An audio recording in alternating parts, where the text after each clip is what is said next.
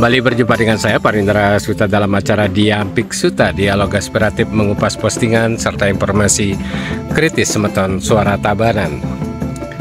Pada hari ini, hari Rabu, tanggal 22 November tahun 2023, saya tengah berada di agrowisata Salak Madu di Banjar Penataran, Desa Munda Kauh, Kecamatan Slemadeg Barat, Kabupaten Tabanan. Baik, Semeton Suara Tabanan, saat ini saya sudah bersama Bapak Sade ya? Pak Sade ya, benar ya? Pemilik agrowisata Salak Gula Madu. Swastiastu Bapak. Swastiastu, selamat siang. Iya, saya sudah sempat jalan-jalan ke kebun salak Bapak. Mungkin sambil jalan ini Pak, sambil jalan mungkin bisa diceritakan sedikit tentang kebun salak Bapak ini. Sebenarnya dasar artinya filosofi untuk berkebun salak di Desa Munda Kauh ini, pertama cuaca cocok, curah hujan tinggi karena sesuai dengan habitat salak. Dan awalnya di sini daerah artinya Slemadeg Barat, terutama di Desa Munda Kauh, artinya penghasil coklat yang paling baik katanya untuk perkebunan. Penghasil salak ya Pak ya? Penghasil coklat gitu. Coklat ya yang paling bagus. Ya, setelah artinya ada penyakit yang disebut dengan PPK dan jamur, banyaklah coklat beruntuhan. Banyak petani beralih kepada tanaman-tanaman yang tahan hama dan mempunyai artinya daya saing dan bisa bersaing dijual di pasar-pasar tradisional maupun artinya pasar nasional. Iya, kalau boleh, saya artinya mengambil alih artinya kebun itu dirombak ditanami salak madu. Kalau dulunya ini kakao ya Pak ya? Kakao, cengkeh, kopi. Cengkeh, kopi, terus ini dirombak menjadi salak. Budidaya salak. Kebun salak. Ini sejak kapan ini Bapak membudidayakan salak ini Pak? Kami budidayakan artinya di tahun 2008, di 2018 jadinya. 2008 itu karena pada saat itu cengkeh coklat itu sangat rusak sekali gitu. Sulit artinya diproduksi, sulit artinya didapatkan karena sudah diserang PPK sama jamur itu, sehingga banyak petani yang beralih. Saya bilang tadi, ada yang ke kopi, ada yang ke durian kane, ada yang ke manggis, ada pula yang seperti saya sendiri adalah salak madu. Karena salak madu pada gilirannya gitu, setelah artinya kita amati dari berbagai daerah, ternyata satu penyakitnya sedikit. Kemudian artinya daya tumbuhnya cocok di Desa Munda Kauh dengan suhu artinya 25 derajat, curah hujan tinggi. Kemudian pasarnya juga tidak kalah. Kita produksinya setiap tahun ini kurang produksi. Itu artinya hasil produksi itu dijual bukan artinya di daerah di sini, tapi dijual di daerah-daerah dan pasar, daerah-daerah yang mumpuni seperti Ubud, artinya seperti Budugul, seperti Nusa Dua, Sanur, dan yang paling banyak adalah ke Jakarta. Iya, kalau boleh tahu luasan tanaman salak yang Bapak budidayakan ini ada berapa luas Pak? Luasnya ini karena artinya kami artinya warisan dulu dari nenek moyang sudah artinya 3 hektar gitu, dengan populasi artinya 10.000 pohon. 10.000 pohon. 10.000 pohon.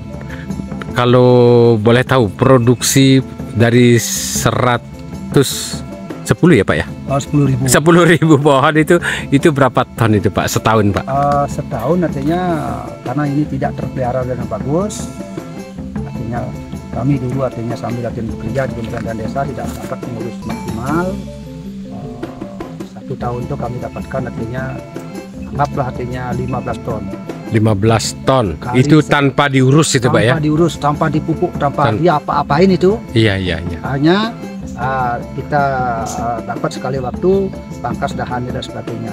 Pupuk pun dari dahannya, tidak menggunakan lagi pupuk kimia. Dengan kisaran harga saat itu berapa Pak yang Bapak dapatkan? Rata-rata 10.000. 10.000. Karena harga itu biasanya kalau usianya paling dia turun sampai 10-9. Itu sudah artinya mencapai harga minimal sekali. Kalau harga maksimalnya sampai 25.000 per kilogram. 25.000 per kilogram di petani. Ya, per kilogram. Nah, ini kan musim kemarau cukup berkepanjangan beberapa bulan terakhir ini. Terus dampak terhadap produksi buah salak Bapak seperti apa, Pak? Dampak sekali, Pak. Artinya dampaknya karena di sini adalah sumber airnya kurang. Meskipun artinya untuk kebutuhan hidup daripada masyarakat cukup dengan menggunakan PDAM. Itu kalau artinya di musim-musim kemarau airnya di sini adalah berlimpah gitu. Di musim artinya kemarau ini mempunyai dampak negatif sekali terhadap perkebunan, bukan pada salak saja di Desa Munda Kau, hampir seluruh komponen artinya komoditas yang ada gitu, baik itu durian, manggis, kelapa dan sebagainya. Terutama kami lihat artinya salak pada saat artinya sudah dia keluar ponot, keluar kecil-kecil sebesar guli itu karena kekurangan air tidak membesar, akhirnya busuk dengan sendirinya. Busuk dengan sendirinya. Ya, busuk dengan sendirinya. Terus tampilan salak seperti apa, Pak? Tampilan salaknya jauh berkurang. Kalau profilnya dulu kalau musim hujannya bagus, profilnya dari berbagai macam daerah artinya super sekali. Super. Kalau sekarang agak buram profilnya. Agak buram dia ya. Gitu. Agak buram. Dan kalau dari sisi besaran, mungkin besaran buah? Besaran itu jelas berkurang besarnya, Pak. Kalau dulu dandan itu bisa 1,3 atau 1,5. Sekarang kami timang kemarin maksimum 1 kilo. 1 kilo. Ya. Nah, kemudian kalau dari sisi kualitas rasa seperti apa, Pak? Apa ada penurunan atau seperti apa?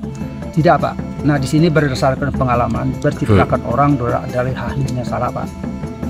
Ahlinya salak dari Bandung, dia bilang sudah keliling salak di seluruh Indonesia, baik dari artinya Papua sampai artinya di Aceh itu.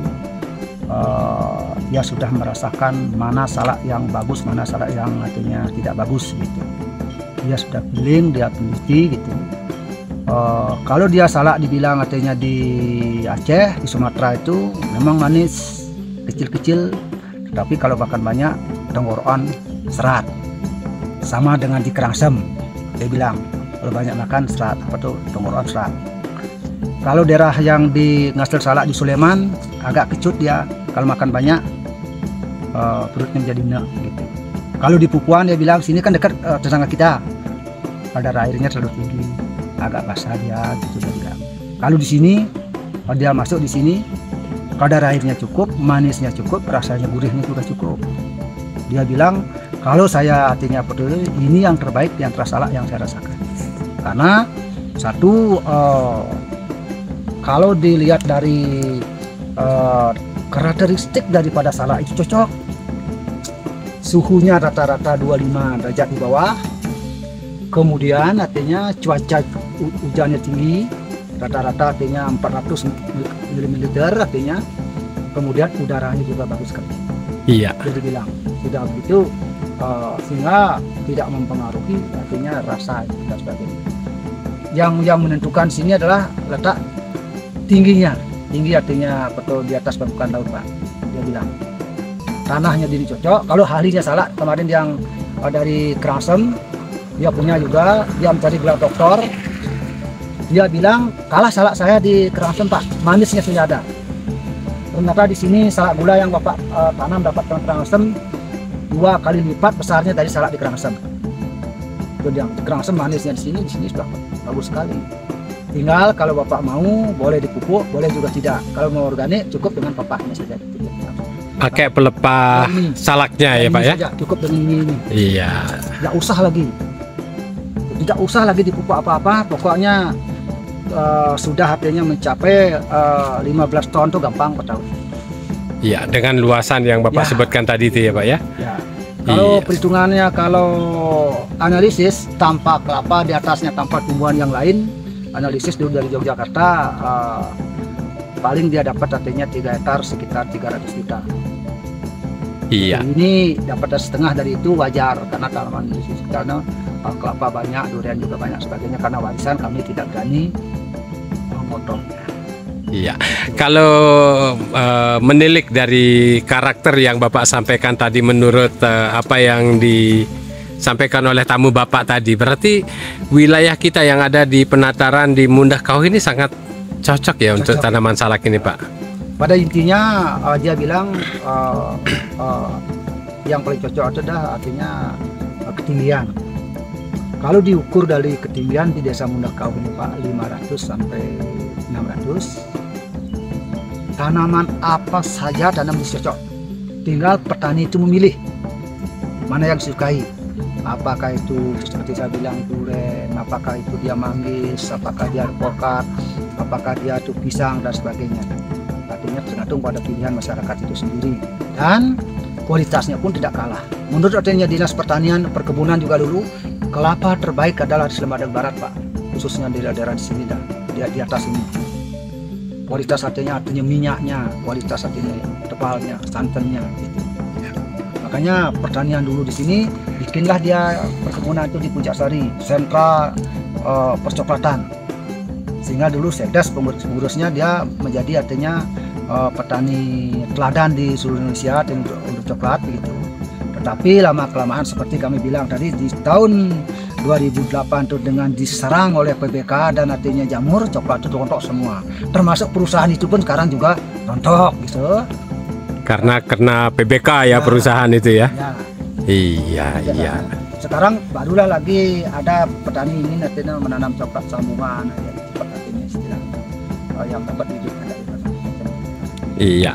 Tapi Tadi kami tidak terpengaruh lagi dengan hal-hal baru, kami cukup dengan ini saja. dengan salak ini ya Pak ya. Salak aja. Satu, kenapa kami itu? Pasar terbuka. Iya. Tidak usah kita lagi, pokoknya dia bayar itu bilang ada salak bos, ada salak paman, ada salak artinya aju apa tuh segala sebutan lah. Begitu saja dia lewat artinya digital gitu. Kemudian dari segi penyakit rendah sekali. Dari penyakit rendah, dari pasar cukup, pupuk tidak, cukup pakai pelepah. apa aja. Pelepah. Kalau kita mau juga bikin yang artinya beli juga boleh, tapi para ahli bilang tidak usah makanan Pak, cukup dengan ini aja sudah cukup. Pelepah salaknya ini Pak ya. Tidak usah katanya pakai pupuk minyak sebagainya. Iya. Saja. Teman-teman bilang juga tanpa pupuk dengan ini pisang yang ada di daerah Salak ini jauh lebih unggul buahnya daripada dia di luar tanaman salak. Kenapa itu Pak? Nah, saya juga tidak tahu faktornya. Iya. Tidak tahu faktornya. Yang jelas menurut artinya penelitian artinya papas salak dan sebagainya banyak mengandung Kalium, papah salak gitu ya, pelepahnya itu ya. Iya. Artinya indikator gitu artinya. Oke. Artinya dulu awalnya kami aja sendiri bertiga artinya nanam salak ada setelah gurunya saya karena artinya duri saja dan sebagainya, mungkin dia harga juga sebagainya, duri yang banyak gitu. Sekarang udah banyak orang yang meniru gitu artinya dengan adanya ada penyakit seperti itu dia melihat bahwa salak itu jarang kena penyakit, artinya sudah gitu aman juga, pupuk juga tidak terlalu berat begitu, pasar juga tidak artinya terlalu. Iya. Karena di Bali pada gilirannya kita agama Hindu selalu memerlukan buah untuk kepentingan niatnya. Untuk kepentingan niatnya itu tinggi di Bali itu. Belum ada purnama, belum ada tilam, belum ada tumpak, belum ada galungan atau bersih dan sebagainya. Penuh itu, sehingga buah itu sangat dibutuhkan. Termasuk salak salah satunya pada ya. saat artinya sekarang tanaman lain, durian ini kan buahnya musiman, pasti setahun sekali. Agak sulit bikin buah durian itu setiap saat ada. Begitu juga dengan artinya kopi, begitu juga dengan artinya manggis agak sulit. Tapi salak setiap saat ada Pak. Iya. Makanya berkoordinasi dengan teman-teman dulu di Perbekal. Oh kalau gitu kita dapat main juga ke Jogja atau ke Malang gitu. Ada kami lihat agrowisata petik apel. Karena setiap saat ada apel, ada tamu sana saya datang juga ada. Karena di sini terus ada salak, kami pun akhirnya mengapresiasi hal tersebut, coba-coba gitu. Iya. Terus tamu yang datang seperti apa Pak? Untuk petik langsung itu? Ya petik langsung dia. Gimana? Banyak tamu yang hadir? Banyak yang datang Pak. Iya. Terutama artinya ada yang bule datang, ada yang pensiunan. Yang banyak sebenarnya pensiunan Pak. Iya. Kalau petik langsung berapa per kilo Pak? Biasa artinya kalau sekarang ini karena langka kami kasih 20. Biasanya rata-rata 15. Tapi kalau dia artinya petik bawa pulang baru kami cas kalau enggak. Iya, kalau dimakan di sini gratis. Iya, Tapi baik. Kami Bapak. tidak pungut artinya biaya masuk. Sementara ini kami tidak pungut. Nanti kalau kedepannya mungkin kerjasama dengan Badan Usaha Mulik Desa lain lagi lah. Itu mungkin dia bisa pungut lewat tidak dari desa dan sebagainya. Oke. Yes, Ya, cukup. kalau olahan salak itu kami serahkan kepada Badan Usaha Mulik Desa UKM-nya. Dia jadikan artinya potato stick salak, ada jadikan kerupuk gitu, ada juga bijinya gitu. Kemudian ada juga tanaman-tanaman lain yang diolah seperti itu, apakah itu kelapa setiknya ada, durian setiknya ada, gitu, atau pisang juga ada, alpukat juga ada. Dan jadi UKM yang mungkin ke depan nanti oleh Pak Mekel yang kita mungkin bisa dilanjutkan kepada bisnisnya.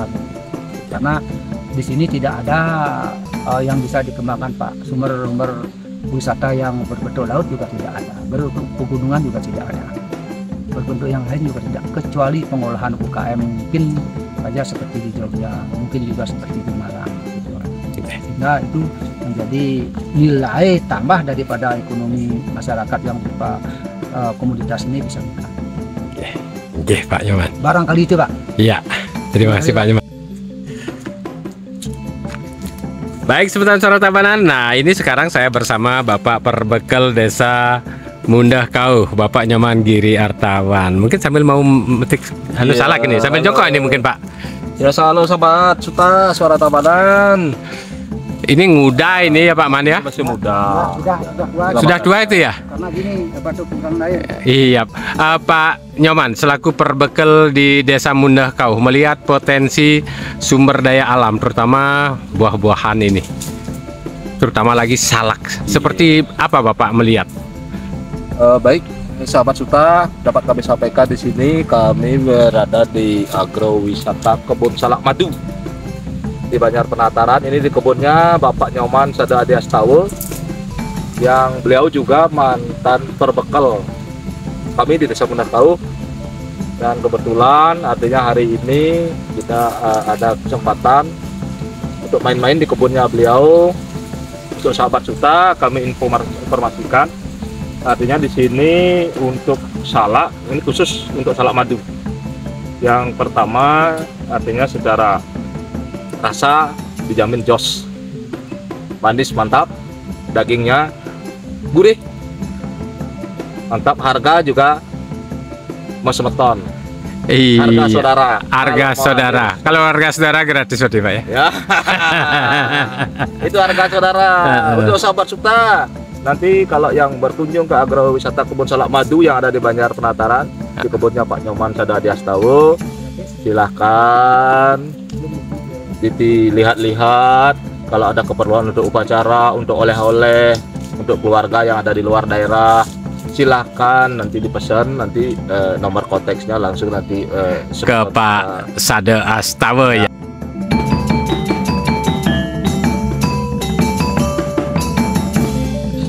Baik, semeton Suara Tabanan, demikian tadi bincang singkat saya dengan Bapak Sada Adi Astawa, pemilik agrowisata Salak Madu dari Banjar Dinas Penataran, Desa Mundah Kauh, Kecamatan Selemadeg Barat, Kabupaten Tabanan. Saya mengucapkan terima kasih atas perhatiannya. Sampai jumpa.